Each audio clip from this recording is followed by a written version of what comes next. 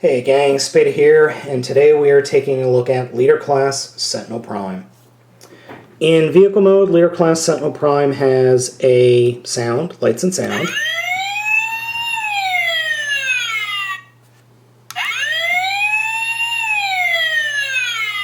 That's all he does.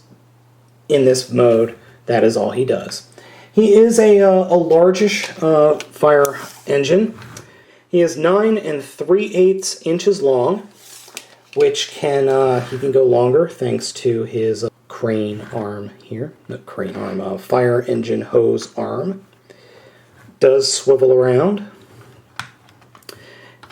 He really doesn't do anything in this mode other than fall apart, not stay together, and he does have a attack mode in this form. His robot shield can be stored underneath the vehicle, and his robot's weapon is stored underneath the top here. They can be deployed into a battle mode configuration. The shield is pretty big actually, and you press the button here at the top of the figure, or the top of the shield, and it pops all this stuff out. So you place the shield. There are peg holes here and a slot hole and a slot for, or a peg here, peg hole hole. Oops, sorry, peg hole hole. First, you have to fold those bits down. And that sits there, and then you're supposed to be able to put the sword thingy up there. To put the sword on top, there are some peg holes there, and it pegs right in up top. And I'm sorry, but that looks ridiculous. I see what they're kind of going for, but that just looks silly. Okay, so you're probably wondering why I started this review off with him in vehicle mode when he's packaged in robot mode. That is because the vehicle mode, or getting him into vehicle mode from robot mode, is an exercise in extreme frustration. There are a lot of panels, a lot of just... It's not fun to transform Sentinel Prime at all. It is not fun in the least bit to get him into robot mode. Or I'm sorry, into vehicle mode. The direction sheet is just huge. In fact, I'm on Hasbro's site right now with the directions. And there are a lot of directions and a lot of steps in order to get him into vehicle mode from robot mode. So I decided we're going to start in vehicle mode and go to robot mode because I just don't want to deal with that frustration. You'll see here why in a second. So we're going to go ahead and lift up the back, and this whole section is supposed to peg in on all these panels. That doesn't happen very well, ever, for me. All of this in here is a real nightmare. It's really hard to get everything lined up and everything perfect. And the directions, I had to look at them online simply because the directions that come with this figure are so small, I couldn't really see them all that well. It's probably because I'm old and whatnot. So to start off with, we'll break apart the back, and we'll kind of just come under here and push this section down. This whole section right here is the legs, and that has, and as you can see, the arms fit inside part of what will be the robot legs. So we'll start off with transforming the legs. The first thing we're going to do, other than separate it from the rest of the body, is come under here, take this wheel, push it up into the other wheel, and then fold it over like that. So we'll do the same thing over here. Doesn't really snap into anything, it just kind of rests there. Next, we'll turn the figure around. Now this is the cavity that the robot arm sat in, and these two will actually attach like that, snap into place, and then rotate around over the one wheel. So we'll do the same thing over here. Snap that in. And there are the wheels, and that will rotate in and peg into place right up in there. And we'll rotate them around to face front. Now for dealing with the feet. The feet are kind of a mess, so we have to kind of get it unpegged, rotate that out, fold that out like that, fold that piece up, and fold that piece up to form a heel. So I'll do that again from a different angle. So here is effectively the back of the vehicle.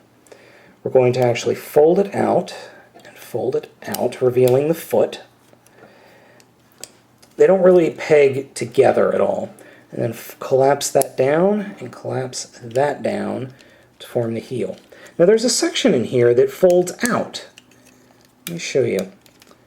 This section folds out, but it doesn't do anything. If it rotated around, it would add some extra stability. Or if it could go all the way down, which it doesn't, it just stops right there because of that peg. Serves no real purpose. I think it is supposed to be an anchor in vehicle mode. So we'll just go ahead and get the legs set up. Okay, now we get into the remainder of the robot mode. Now this isn't as bad. Doing this part actually isn't too bad. What we'll do is we'll pop this whole section right here is a panel, and this is a panel as well. So what we will do is undo the panels on both sides. This is just to get things loose so we can actually get things transformed. Now, this is a major issue that I had when transforming from robot to vehicle. You're supposed to fold the arms up into and snap them into place. Well, I don't know if you could see that, sorry. They snap into place into these pegs. Well, they come off those pegs very, very easily. So, to finish off the robot mode, what we're going to do is come under here and take this piece and unpeg it and fold it down. Then take this front bumper and just fold it down enough so that you could get your finger in here and pop the side off like that. So we'll do that over here and bring them off to the side. Take the windshield and then fold this whole section down.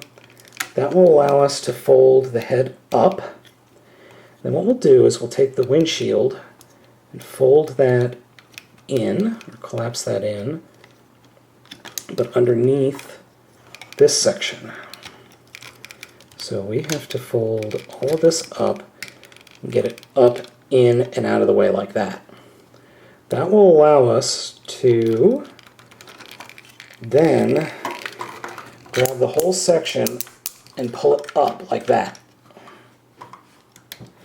And when we do that, this whole section is hanging off. Fold the wheels down, push that piece up, and then fold this whole red section down like that. And then we just kind of got to get everything lined up in this whole mess of a section. Because what we need to happen are, there are two peg holes here. They need to peg in to these holes right underneath Sentinel's head. Unfortunately, I'm being blocked right now, so that means I've got stuff lined up incorrectly. So we can just play around. As you can see, what I did was I took the windshield and forced it into underneath that section. That will allow me to rotate this bumper section back up under the head and close up like that. And then once that is done, we can rotate the wheels up, which we don't want to do yet. So then we can take these sections, which are the side windshields, rotate the side mirrors in, and just kind of fold it up, and they will peg into, there's little plastic bits here, peg into there. They just kind of sit loosely. They don't really peg in all that tightly. So they're just kind of loose. And then we can fold the wheels up.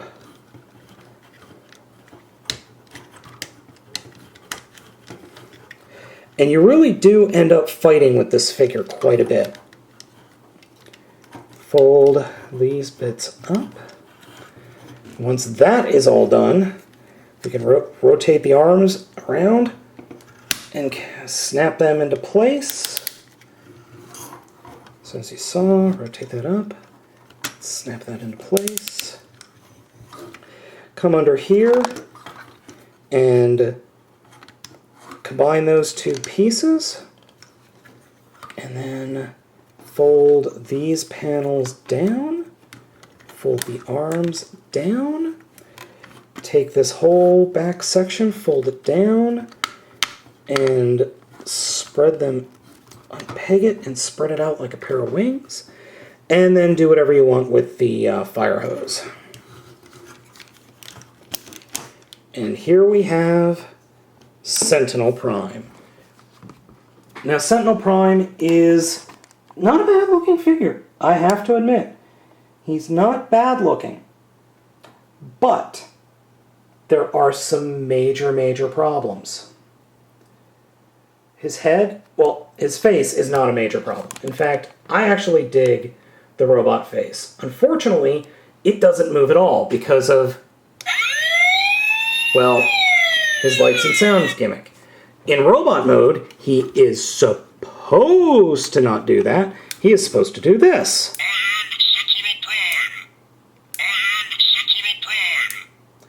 That is not the voice of Leonard Nimoy.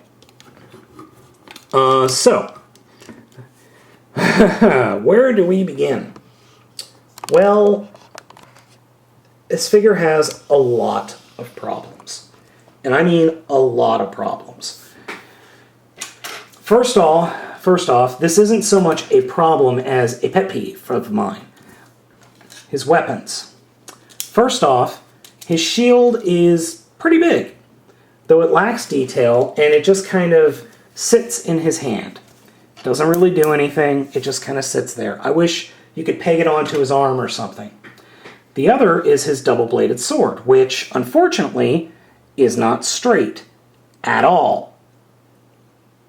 I need to go in there with maybe a Dremel and just cut out some of this plastic so it can straighten out. And if you do try to straighten it out, it pops off very, very easily. So, I do like the double-bladed sword. I like that. I think it's a cool weapon. I just think it was executed poorly. And it pops off all the time. Now, one thing I have discovered is when it pops off, you can just switch it around, or you could just, have him hold one. You can switch it around, and it does look a little better. Not much, but it does work a little better, as you can see. And it's okay. Okay, so the big problem with this figure, and it is a huge problem. And I haven't seen anyone who's been able to tell me a way to fix it. Want to know what the problem is? He can't stand up. At all. I cannot get this figure to stand on his own without having to do some major tweaking. Now, I've seen pictures, specifically over at Cybertron.com and some other sites, that have gotten him to stand up on his own. My figure won't. He refuses to.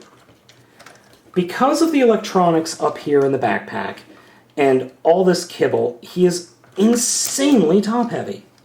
So I have to get him like that. You see how his legs are? They're just almost at a 45-degree angle, maybe a 25 or a 35-degree angle. That's the only way I can get him to stand up. He will not pose any other way. And even then, this is iffy. Like, I had a cat walk by him in this pose. Didn't even touch him. and he fell straight over. Just fell completely flat on his back, knocked over everything else on the shelf. So, posability-wise, if he could get into some interesting poses, he is actually quite posable. His head, unfortunately, just does that because of the light and sound gimmick. Arm is on a ratcheting joint. Then you've got a swivel joint at the elbow. Elbow bends 90 degrees. Hand 360. And then opens and closes like a Gundam model. Oh, and these arms will pop off very easily as well. I mean, I'm not applying much force there. Legs, ratcheting in the hip, can bend almost 90 degrees in the knee, and has forward bending, as you saw. Feet, pretty posable. There's a little bit of movement here in the up above the ankle, some back and forth movement in the ankle, and then it has a swivel joint there as well. So if I could pose him, he would be a very posable, or pretty darn posable figure. But getting him to just stand is a chore. I mean, it is a very big chore. And then if I get him to stand, he then will get a weapon and then fall over. So, does this figure belong in your collection? Only get this if you absolutely have to have it. Or if you see him on sale for like 10 bucks. Then he might be worth it. Otherwise, I can't recommend this figure at all. If you want a Sentinel Prime figure, pick up the Voyager class figure, or pick up the Legends figure, or I'm sorry, not Legends, Cyberverse figure. Though both of those figures are far superior to this guy. This guy just has too many problems. In fact, I really wish I didn't buy him.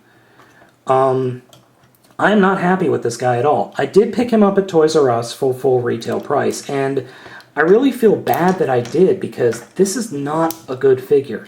This is not a figure that deserves to be in your collection. And that really makes me sad, because this was one of the figures that I was most looking forward to in the Dark of the Moon line.